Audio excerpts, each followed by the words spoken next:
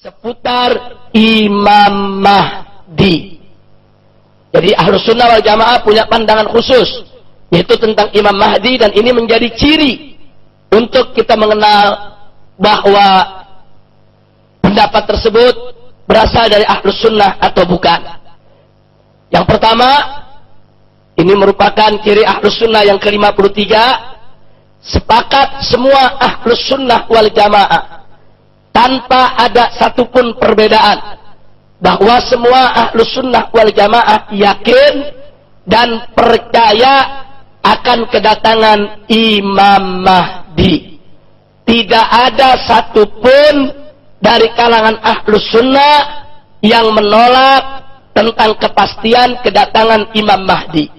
Jadi kalau ada kelompok yang tidak yakin dan tidak percaya dengan datangnya Imam Mahdi, dia bukan Ahlus Sunnah wal Jamaah. Jadi Imam Mahdi ini kedatangannya sudah diberitakan oleh Nabi kita Sayyiduna Muhammad sallallahu alaihi wasallam melalui hadis-hadis mutawatir. Hadis yang disampaikan oleh para sahabat, tabi'in, tabi'in dengan jumlah yang banyak sampai kepada kita, sehingga tidak pantas lagi untuk diragukan kesahihannya karena derajatnya sudah mencapai tingkat tawatur. Nah, kemudian yang kedua, masih soal Imam Mahdi. Yang menjadi keyakinan Ahlus Sunnah adalah sepakat bahwa Imam Mahdi merupakan zuriyah Nabi kita Sayyiduna Muhammad sallallahu alaihi wasallam. Dan ini sekaligus menjadi bukti sebagaimana tadi disinggung oleh Al-Ustadz Al-Habib Ali bin Hasan, yaitu Al-Bahar, bahwa keturunan Nabi kita alaihi salatu wassalam tidak akan terputus sampai hari ini, saudara. Nah, salah satu buktinya adalah ini, di mana Imam Mahdi nanti akan datang dari zuriyah Nabi. Jadi kalau ada yang mengatakan zuriyah Nabi sudah terputus, kalau ada yang mengatakan hari ini sudah tidak ada lagi zuriyah Nabi, lalu dari mana itu Imam Mahdi datangnya? Sementara berdasarkan keyakinan Ahlus Sunnah wal Jamaah yang bersumber dari hadis-hadis yang sahih, bahwa Imam Mahdi adalah keturunan daripada Sayyidatuna Fatimah Zahra radhiyallahu taala anha, yang merupakan putri kesayangan Nabi kita Sayyiduna Muhammad sallallahu alaihi wasallam. Nah, dari sini kita tahu kalau ada kelompok-kelompok yang mengakui seseorang sebagai Imam Mahdi, padahal yang bersangkutan bukan zuriyah Nabi. Kalau ada kelompok-kelompok yang mengklaim pimpinannya sebagai Imam Mahdi, sebagaimana sering terjadi di zaman kita sekarang ini, ketahuilah bahwa mereka bukan Ahlus Sunnah wal Jamaah. Jadi Imam Mahdi tidak akan datang dari keturunan yang lain kecuali dari keturunan Nabi kita Sayyiduna Muhammad sallallahu alaihi wasallam. Nah, kemudian yang ketiga, masih soal Imam Mahdi, bahwa Imam Mahdi, Nabi mengabarkan ismuhu ismi, kata Nabi. Nama Imam, kata Nabi, nama Imam Mahdi itu sama dengan namaku. Nah, nama Nabi kita adalah Sayyiduna Muhammad, berarti Imam Mahdi juga bernama Muhammad.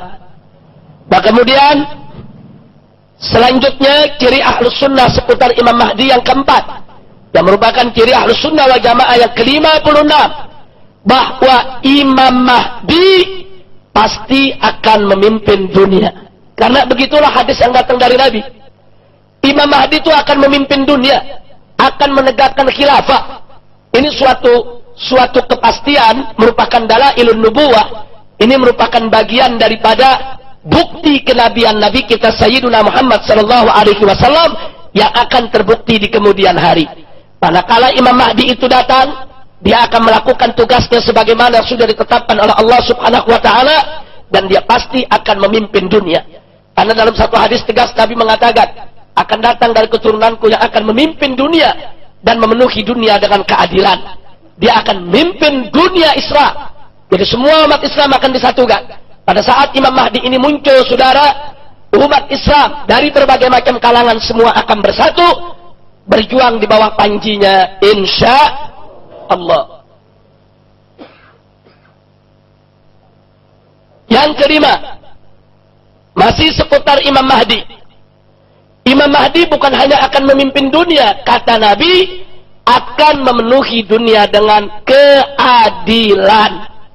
Jadi kalau di kemudian hari ada sosok pemimpin, dia memimpin dunia, mengaku Imam Mahdi, tapi yang bersangkutan berbuat zalim, berbuat jahat, berbuat munkar, melanggar daripada ketentuan Allah dan Rasulnya, ketahuilah kalau yang bersangkutan adalah Imam Mahdi palsu. Imam Mahdi yang asli adalah keturunan Nabi bernama Muhammad, memimpin dunia dan memimpin dengan keadilan. Nah, adapun yang keenam, beriring dengan itu bahwa Imam Mahdi nanti akan menegakkan khilafah dan menerapkan syariat Islam. Makanya kalau saya ditanya apakah khilafah akan tegak, apakah syariat Islam itu akan berlaku, saya berani menjawab, khilafah pasti akan tegak, syariat pasti akan berlaku di atas muka bumi. Loh, kenapa saya berani katakan pasti? Karena yang ngabarkan Nabi. Allah sudah nyatakan dalam Al-Quran, faqala ta'ala, wa ma yantiqu 'anil hawa in huwa illa wahyu yuha. Tidaklah Nabi Muhammad sallallahu alaihi wasallam itu mengucapkan sesuatu dari hawa nafsunya, melainkan apa yang beliau sampaikan, yang beliau ucapkan merupakan wahyu yang diwahyukan oleh Allah kepadanya. Jadi kalau ini sudah merupakan bagian dari wahyu Allah, maka itu merupakan suatu kepastian. Jadi khilafah pasti akan tegak, cepat atau lambat. Syariat Islam pasti akan berlaku, cepat atau lambat. Hanya soal kapan waktunya, wallahu a'lam.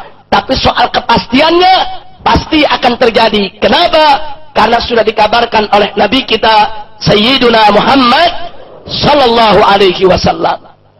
Nah, ini ciri Ahlus Sunnah seputar Imam Mahdi. Nah, saudara, satu lagi yang perlu saya tambahkan, tidak ada keyakinan di kalangan Ahlus Sunnah kalau Imam Mahdi itu pernah lahir di beberapa abad yang lalu. Nah, ini sekedar untuk membedakan. Karena di kalangan mazhab Syiah umpamanya, mereka meyakini Imam Mahdi itu sudah lahir, yaitu imam yang ke-12 dari mereka.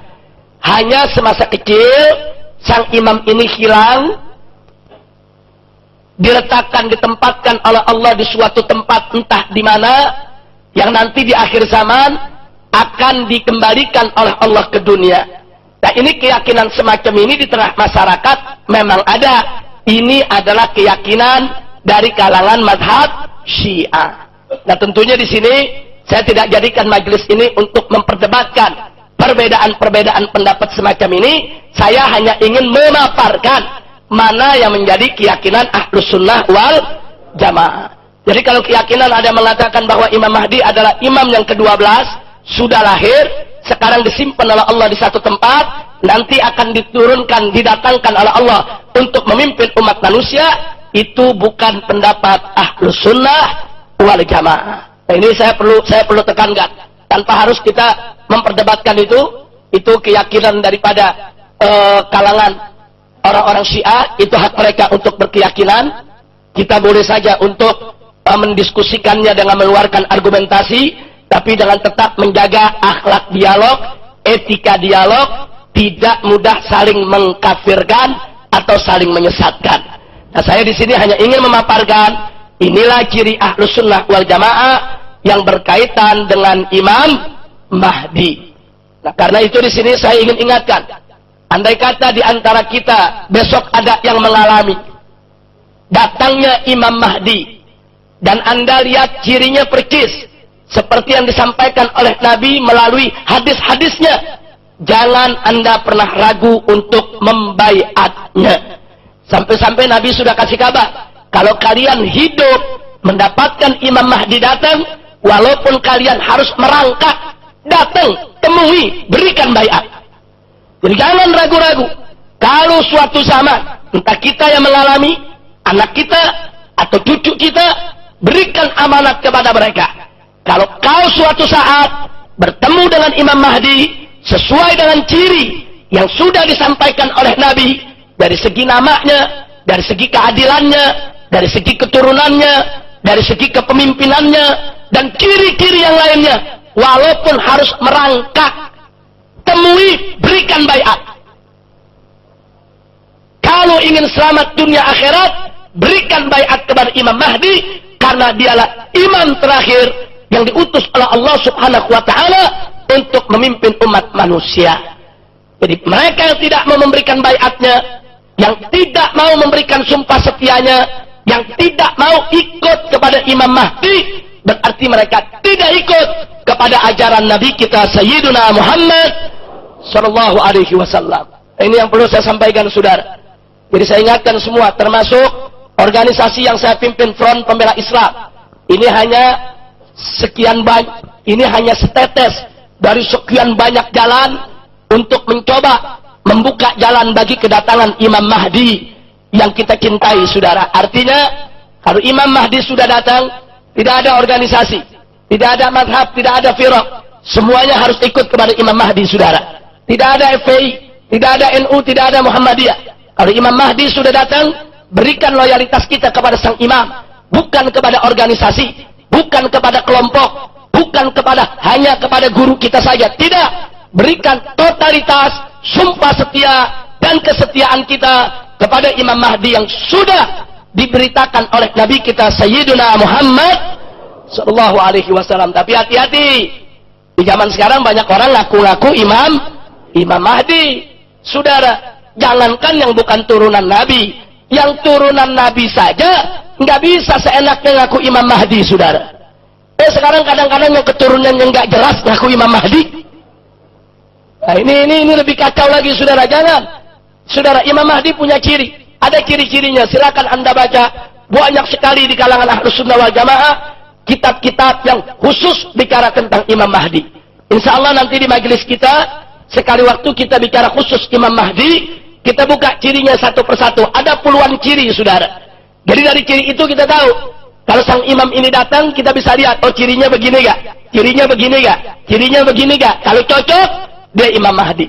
Kalau tidak cocok, dia bukan Imam Mahdi. Jadi jangan sembarangan untuk mengakui seseorang sebagai Imam Mahdi tanpa dirujuk kepada hadis Nabi kita Sayyiduna Muhammad sallallahu alaihi wasallam. Karena Lia Eden sendiri ngaku Imam Mahdi. Belakangan ngaku sebagai Jibril, dia bilang yang jadi Imam Mahdi anaknya, saudara. Ini jadi kacau balau. Mudah-mudahan Allah selamatkan kita dari fitnah semacam itu. Amin ya rabbal alamin.